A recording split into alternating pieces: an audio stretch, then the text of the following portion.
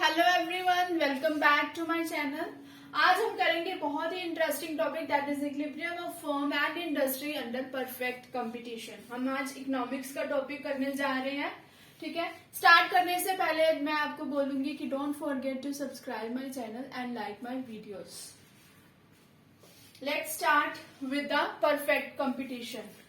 ठीक है, मार्केट में एक मार्केट स्ट्रक्चर है जिसकी तीन तरह की मार्केट है। सबसे पहले है परफेक्ट कंपटीशन, सेकंड है monopoly and third one is monopolistic competition, जिसको हम वन बाय वन डिस्कस करेंगे। ठीक है, आज की वीडियो में हम डिस्कस करेंगे परफेक्ट कंपटीशन। परफेक्ट कंपटीशन क्या होता है?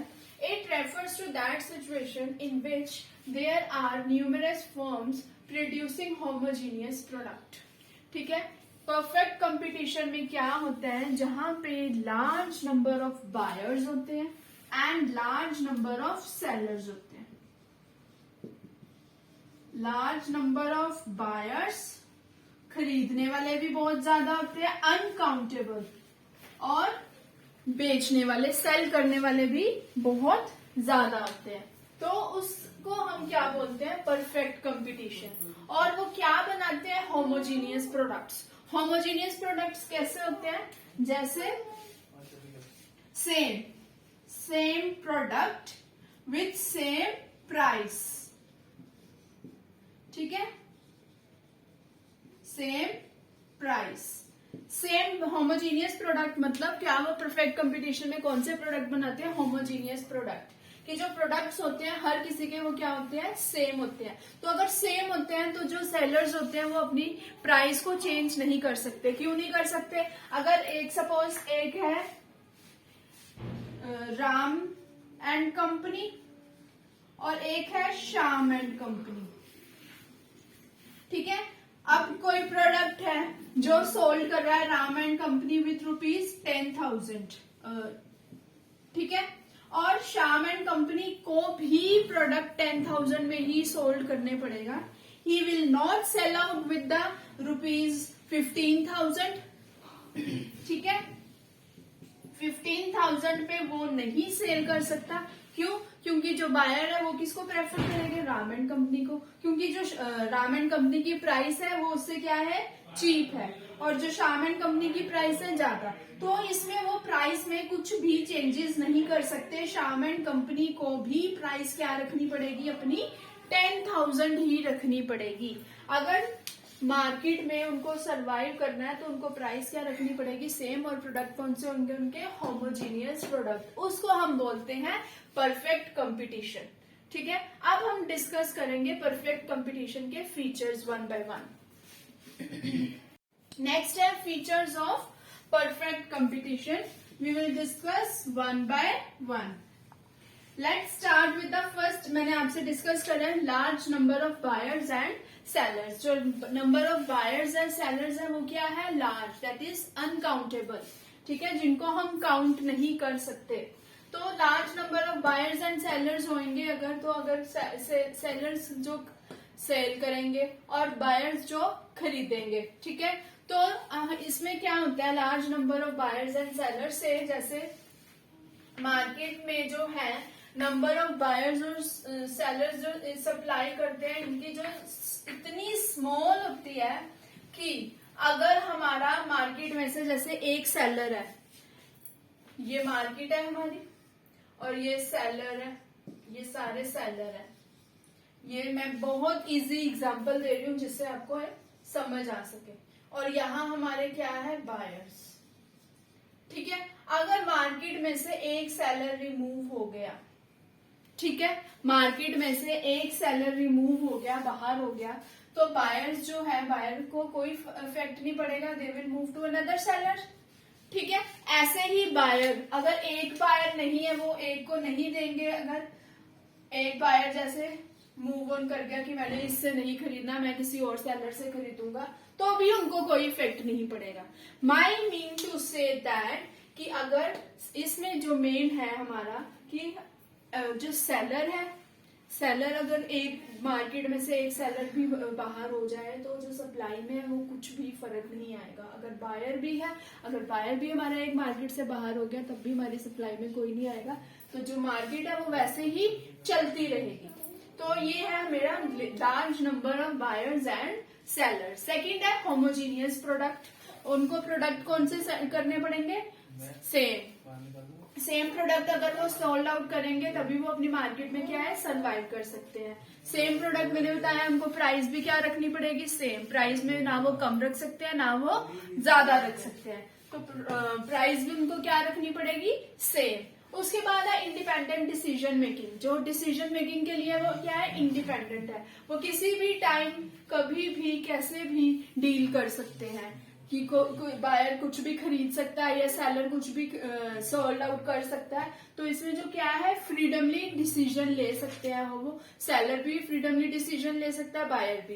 तो they are not bound with any restriction. उनको कोई रिस्ट्रिक्शन नहीं है। मेनली वो क्या है, free from the restriction. Independent decision making मतलब नो रिस्ट्रिक्शन, कि कोई रिस्ट्रिक्शंस नहीं है। ठीक है, वो जैसे मर्जी बाय कर सकते हैं, जैसे मर्जी वो सेल कर सकते हैं। उसके बाद है free entry and exit of firm. Free है, ठीक है, कभी भी सेलर आ सकता है, कभी भी सेलर बाहर जा सकता है। तो free entry and exit of firm, कोई इसकी वो नहीं है कि बाउंडेशन नहीं है। जब मर्जी नया आ सकता है कि अगर हमारे बिजनेस जो है वो लॉस में जा रहा है तो हम अपना उसको बिजनेस को क्या कर देंगे, शट डाउन कर देंगे। और अगर हमारा बिजनेस गेन में जा रहा है, हम अपना और बिजनेस बढ़ा सकते हैं तो फ्री एंट्री और कर सकते हैं हम। तो there is no any restriction. जब मर्जी वो अपने बिजनेस को चला सकते हैं, आ सकते हैं, और जब मर्जी वो मार्केट में से आउट हो सकते हैं अगर उनका बिजनेस क्या हो रहा है, लॉस में जा रहा है। Then perfect knowledge. जो परफेक्ट नॉलेज है वो होनी चाहिए दोनों को, बायर को भी और सेलर को भी। बायर को भी परफेक्ट नॉलेज होनी चाहिए कि मार्केट में जो है वो रेट जो प्रोडक्ट का चल रहा है वो क्या रेट चल रहा है। जैसे सपोज ये मार्कर है, ठीक है, अब इस मार्कर को तो ये कितनी शॉप्स पे मिलता है, पर मिलता कैसा, ऐसा ही मार्कर मिलता है आपको हर शॉप में। तो अब इसकी प्राइस जो है वो क्या है, 30 rupees.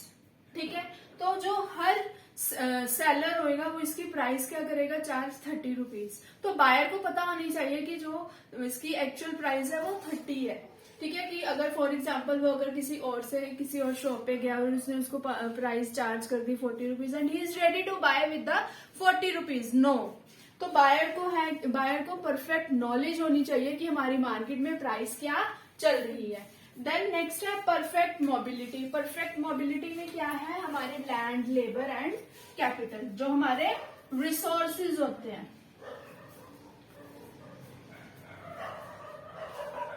Land, labour and capital means जो हमारे रिसोर्सेज है वो फ्रीली मूव कर सकते हैं from one job to another. अगर लेबर को एक जॉब से सेटिस्फाइड नहीं मिल रही, सेटिस्फेक्शन नहीं मिल रही है, he can move on to the another job. तो परफेक्ट मोबिलिटी मतलब जो लेबर है हमारी, they can move anywhere, they can shift anywhere. अगर उनको एक जॉब से सेटिस्फेक्शन नहीं मिल रही तो वो दे can move on from another job. ठीक है, तो ये थे हमारे features of product perfect competition. अब हम नेक्स्ट जो मेन इंपॉर्टेंट टॉपिक है दैट इज इक्विलिब्रियम। नेक्स्ट है price determination under perfect competition. Generally आप याद रखना जो परफेक्ट कंपटीशन में है प्राइस क्या है, वो price is a taker not a price maker. Firm is, जो हमारी फर्म है वो क्या है, firm is price taker not maker. ठीक है,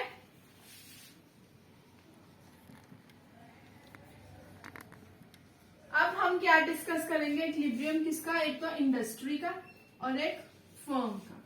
सबसे पहले हमारी जो प्राइस है फर्म में वो है 10, 20, 30, 40, 50। जब हमारी प्राइस क्या है, बढ़ती गई, हमारी डिमांड क्या होती रही, कम होती है। हमारी प्राइस बढ़ती जा रही है, पहले 10 हुई, फिर 20, फिर 30, फिर 40, फिर 50, बढ़ती जा रही है। जैसे जैसे वैसे वैसे हमारी डिमांड क्या होती जा रही है, कम होती जा रही है। ठीक है। अब हमारी डिमांड कम होती जा रही है, सप्लाई बढ़ती जा रही है, क्योंकि वो तो बना तो वो उतना ही रहे हैं ना। पहले वो किन्होंने, जब प्राइस हमारी 10 थी तो उन्होंने 100 बनाए, ठीक है, ये 100। फिर उसके बाद हमारी प्राइस बढ़ गई तो उन्होंने फिर 200 बनाए। हमारी डिमांड क्या होगी? कम। जैसे जैसे हमारी डिमांड कम होती जा रही है, हमारी सप्लाई क्या होती जा रही है? बढ़ती जा रही है। पर जो इस लेवल पे हमारी डिमांड और सप्लाई इक्वल है, इस लेवल को हम क्या बोलेंगे? That is equilibrium. जब हमारी प्राइस भी 30 हुई, हमारी डिमांड 300 और हमारी सप्लाई, डिमांड और सप्लाई जहां पे इक्वल हुए, उस सिचुएशन को हम क्या बोलेंगे? इक्विलिब्रियम। इक्विलिब्रियम हम किस पॉइंट को बोलेंगे? जहां हमारी डिमांड और सप्लाई क्या होगी? इक्वल होगी, ठीक है। तो जो हमारा डिमांड कर्व है दैट इज डाउनवर्ड, और सप्लाई कर्व जो है हमारा अपवर्ड जा रहा है, ठीक है। ये जहां इक्वल हो रहे हैं, कट हो रहे हैं, इसको हम क्या बोलेंगे? Equilibrium point. और इस लेवल पे हमारी प्राइस क्या होगी? ओपी, और क्वांटिटी क्या होगी? हमारी आउटपुट क्या होगी? ओ क्यू, ठीक है। उसके बाद अब फर्म की देखो, प्राइस हमारी क्या है? स्टेबल चल रही है, प्राइस हमारी स्टेबल चल रही है। क्वांटिटी हमारी, पहले हमने 1 यूनिट बनाई, हमारी प्राइस उतनी, 2 बनाई, हमारी प्राइस उतनी, 3 बनाए, प्राइस उतनी। तो प्राइस क्या हमारी स्टेबल चल रही है, ठीक है।